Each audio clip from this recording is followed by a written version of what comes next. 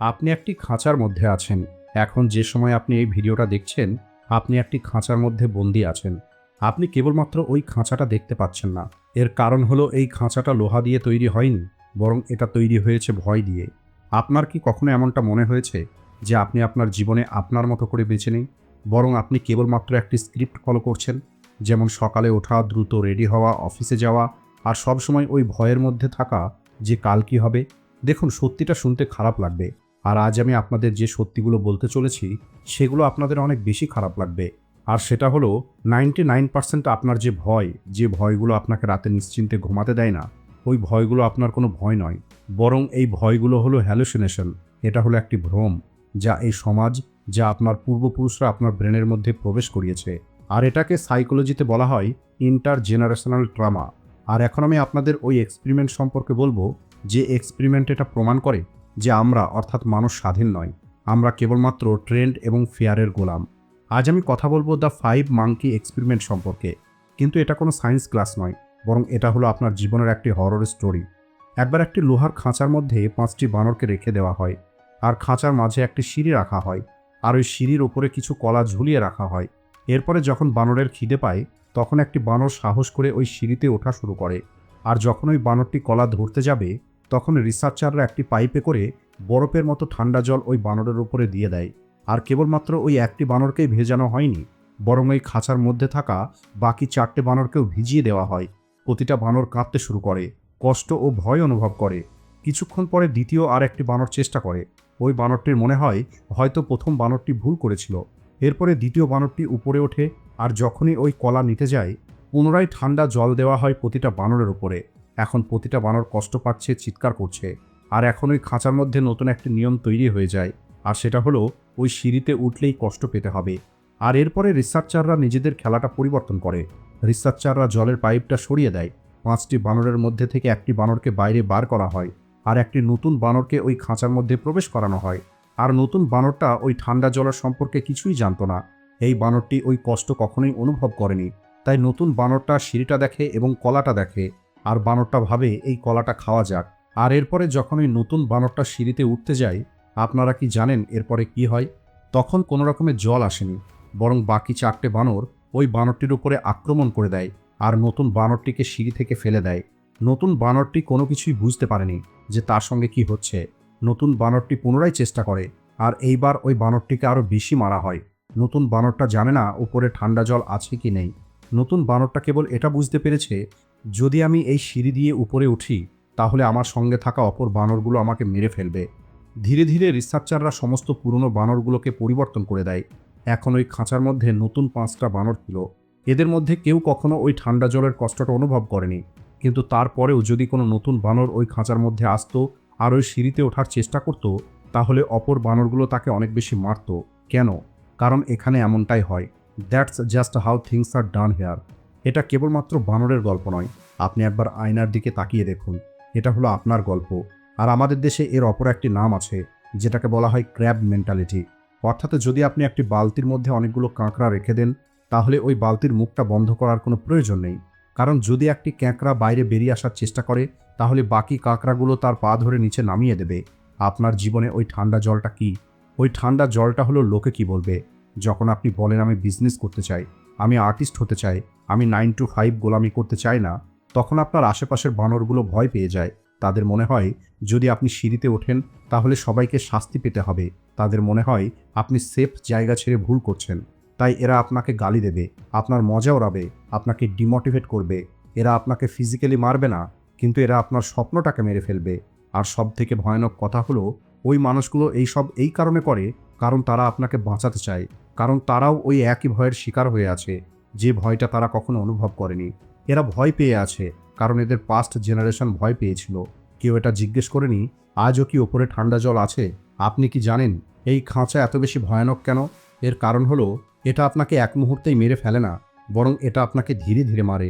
যদি আপনি একটি ব্যাঙকে ফুটন্ত জলের মধ্যে ছেড়ে দেন, তাহলে ওই ব্যাঙটি দ্রুত ওই জল থেকে লাফ দিয়ে বাইরে বেরিয়ে চলে আসবে। কিন্তু যদি আপনি ওই ব্যাঙটিকে ঠান্ডা জলের মধ্যে রাখেন আর ধীরে ধীরে ওই জলটাকে আপনি গরম করেন, তাহলে ওই ব্যাঙটি বাইরে লাফ দেবে না, বরং জলের ওই গরমটাকে এনজয় করবে। ওই ব্যাঙের মনে হবে সব কিছু ঠিক আছে, ওই ব্যাঙটির আরাম অনুভব হবে। আর যতক্ষণে ওই ব্যাঙটি বুঝতে পারবে জল ফুটতে শুরু করেছে, ততক্ষণে ওই ব্যাঙের ভিতরে থাকা সমস্ত শক্তি শেষ হয়ে যাবে, আর এরপরে ওই ব্যাঙটি ওখানেই মারা যাবে।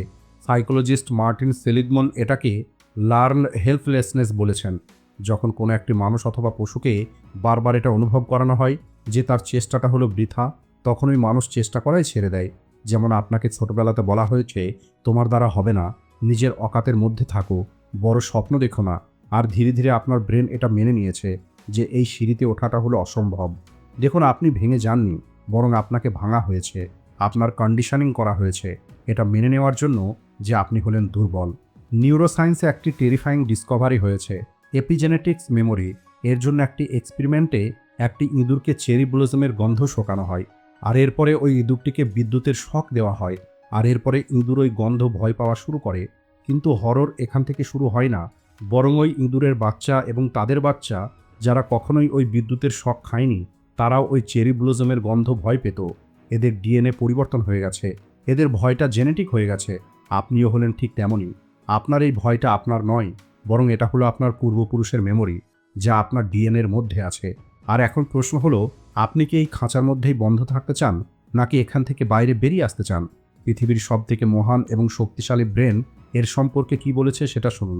জার্মান ফিলোসোফার ফ্রেডরিক নিচেকারের একটি কনসেপ্ট আছে, স্লেভ মোরালিটি, অর্থাৎ গোলামের নৈতিকতা।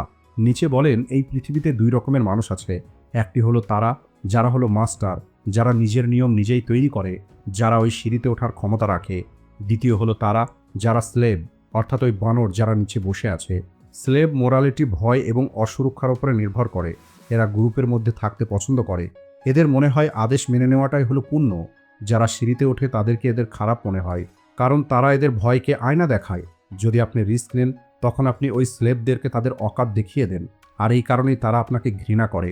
ওশো বলেছিলেন, যদি আপনি অন্ধদের দুনিয়াতে পৌঁছে যান, তাহলে আপনার চোখ আছে সেটা বলবেন না, তা না হলে তারা আপনার চোখ বার করে নেবে। কারণ অন্ধরা এটা সহ্য করতে পারবে না যে আপনার কাছে চোখ আছে, আপনার চোখ এটা মনে করাবে যে তারা হলো অন্ধ।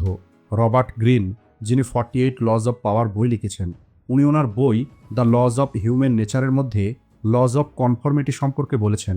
উনি বলেন, মানুষের ডিএনএর মধ্যে একটি সোশ্যাল পেইনের সিস্টেম আছে।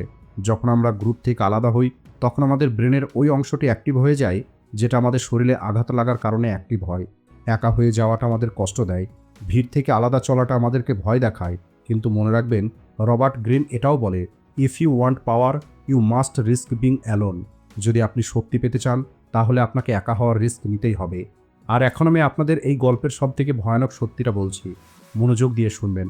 ওই এক্সপেরিমেন্টের শেষে ওখানে কোনো সায়েন্টিস্ট ছিল না, ওখানে কোনো জলের পাইপও ছিল না, ওখানে কোনো ঠান্ডা জল ছিল না। যদি ওই নতুন বানরটি বাকি বানরগুলোর সঙ্গে লড়াই করে মার খাওয়ার পরেও যদি একবার সিঁড়ির উপরে উঠে যেত, তাহলে ওই বানর জেনে যেত এই ভয়টা কখনোই আসল ছিল না, শাস্তির ভয়টা কেবলমাত্র একটি ভ্রম ছিল। আজ আপনার জীবনের সঙ্গেও ঠিক এটাই হচ্ছে। ওই যে লোকে কি বলবে এই কথাটা যারা ভাবে, তারা নিজেই ভয়ের মধ্যে আছে। এরা সমাজের নিয়ম এবং মারা যাওয়া মানুষের আদেশ পালন করে। আপনি এমন একটি খাঁচার মধ্যে বন্দী হয়ে আছেন যার দরজাটা খোলা আছে, আপনার পায়ে কোনো চেন বাঁধা নেই, চেন কেবলমাত্র আপনার ব্রেনের মধ্যে আছে। যে জিনিসটাকে এবং যে সেফটিকে আপনি ধরে বসে আছেন, সেটা হলো কেবলমাত্র একটি ভ্রম। আপনার মনে হয় যদি আপনি ইঞ্জিনিয়ারিং ছেড়ে দিয়ে ফটোগ্রাফি করেন, তাহলে আপনি মরে যাবেন। কখনোই না। আপনার মনে হয় যদি আপনি 30 বছর বয়সের মধ্যে বিয়ে না করেন, তাহলে এই সমাজ চলা বন্ধ হয়ে যাবে। না, এই সব কিছু হলো মিথ্যে। এই সব কিছু হলো আপনাকে কন্ট্রোল করার উপায়। আমরা ক্লেফ ইয়ংয়ের গল্প দেখেছি। একটি 61 বছরের বৃদ্ধ মানুষ এই পৃথিবীর সবথেকে সেরা একটি অ্যাথলেটকে হারিয়ে দেন। কিভাবে? কারণ উনি জানতেন না যে একটি বয়সের পরে দাঁড়িয়ে পড়তে হয়। উনি ওই মেন্টালিটি তৈরি করেননি যে মেন্টালিটি বেশিরভাগ মানুষের মধ্যে থাকে। ক্লেফ ইয়ং ওই নতুন বানর ছিল যে পুরনো নিয়ম সম্পর্কে জানতো না। আর এখন আপনার কাছে দুটো রাস্তা আছে। নাম্বার 1, পুনরায় আপনি ওই ভিড়ের মধ্যে ফিরে যান, আর যখন নতুন কোনো বানর সিঁড়িতে ওঠার চেষ্টা করবে, আপনি ওই বানরকে গালি দিন, মারুন, আর নিজের বাকি জীবনটা একটি স্লেভ হয়ে কাটিয়ে দিন, কেবল এটা ভেবে যে আমি সুরক্ষিত আছি। কিন্তু মনে রাখবেন, সুরক্ষিত থাকার অর্থ বেঁচে থাকা নয়। একটি লাশও সুরক্ষিত থাকে কবরের মধ্যে। নাম্বার 2, সাহস করুন, মার খাওয়ার জন্য তৈরি হয়ে যান। মানুষ আপনাকে পাগল বলবে, আপনার আপনজন আপনাকে ছেড়ে দেবে, আপনার একাকিত্ব অনুভব হবে, কিন্তু ওই সিঁড়িতে উঠুন। কারণ যখন আপনি উপরে পৌঁছাবেন আর যখন আপনি ওই কলাটা অর্জন করবেন, তখন আপনি বুঝতে পারবেন নিচে দাঁড়িয়ে থাকা ওই কোটি কোটি মানুষ ভুল ছিল। উপরের আকাশ পরিষ্কার, কোনো রকমের ঠান্ডা জল পড়েনি। এই জীবনটা হলো আপনার, এটা অন্যের হাতে দেবেন না। আপনাকে এই খাঁচাটা ভাঙতে হবে না, আপনাকে কেবল দেখতে হবে যে আপনার আশেপাশে কোনো খাঁচাই নেই। ধন্যবাদ।